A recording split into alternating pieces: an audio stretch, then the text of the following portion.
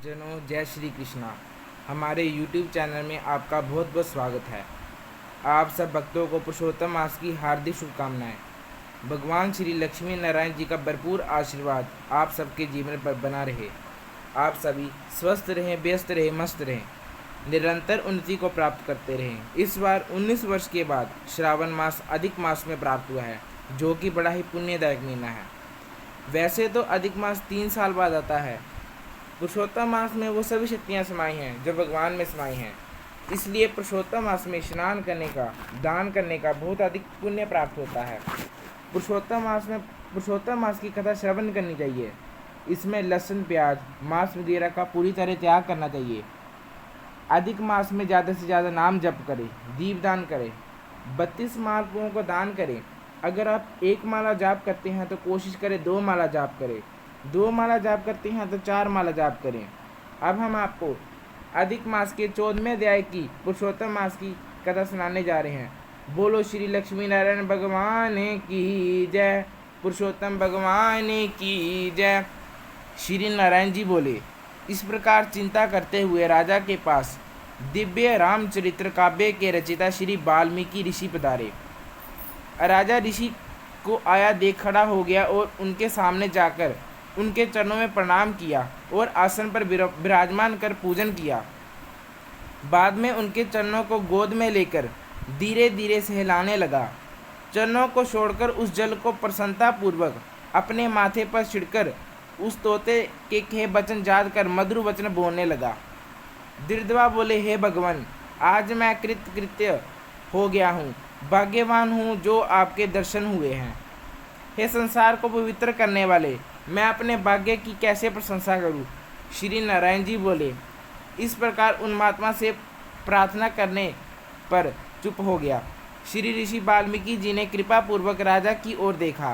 राजा से मुनि महाराज बोले, हे नृपश्रेष्ठ, इस प्रकार की नम्रता के कारण तुम धन्य हो। हे राजन, चिंतित दिखते हो और हृदय के दुख को कहो, देर मत करो।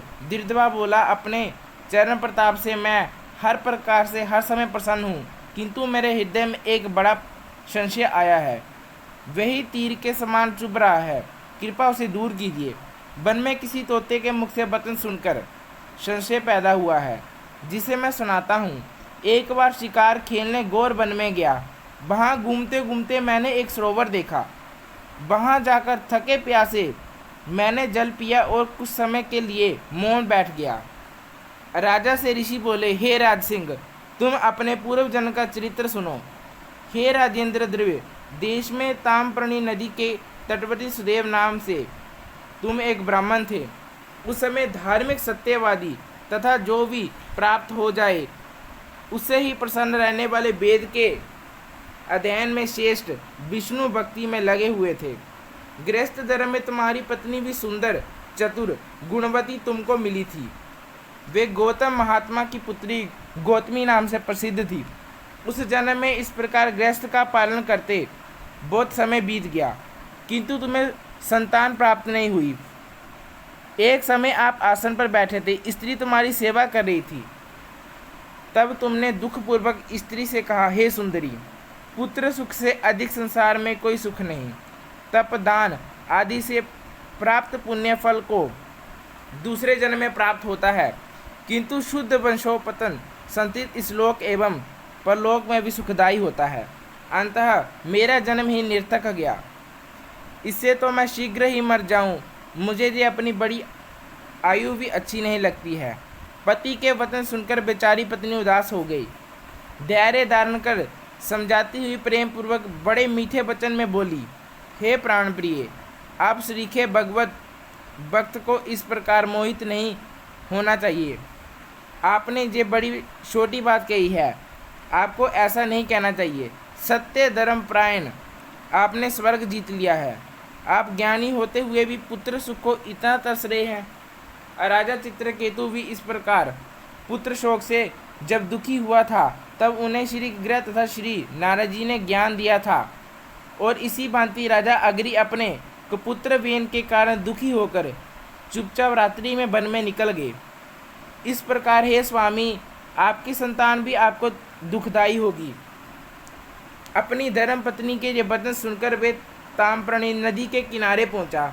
वहां जाकर नदी में स्नान कर तपस्या प्रारंभ कर दी और 5वें दिन केवल सूखे पत्ते एवं जल लेने लगा। इस नियम से उसे तप करते 4000 वर्ष बीत गए। उसके अर्घ तप से हे ब्रह्मांड तीनों लोग कांपने लगे। अर्घ तप को देखकर भक्त वत्सल भगवान गरुड़ पर चढ़कर शीघ्र वहां पधारे। धन्यवाद।